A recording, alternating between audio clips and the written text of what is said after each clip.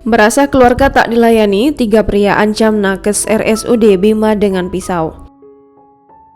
Merasa keluarganya tidak dilayani, 3 pria mengancam tenaga kesehatan RSUD Bima, Nusa Tenggara Barat.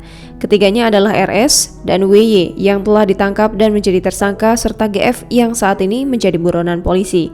Akibat aksi tersebut, kini 2 pemuda yang telah diringkus terancam mendapat hukuman penjara maksimal 2 tahun.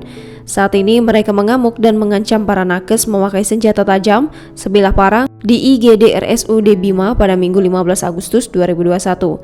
Tindakan ketiga orang membawa senjata tajam itu membuat panik pengunjung dan para nakes di rumah sakit. Mereka dijerat pasal 335 Kitab Undang-Undang Hukum Pidana JO pasal 55 ayat 1 KUHP dengan ancaman hukuman maksimal 2 tahun. Sebelumnya tersangka RS dan kawan-kawannya mengaku sebagai keluarga pasien.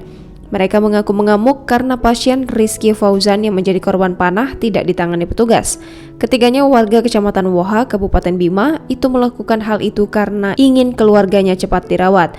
Menurut mereka, Rizky Fauzan yang terluka hanya dibiarkan alias tidak cepat dirawat para nakes di sana.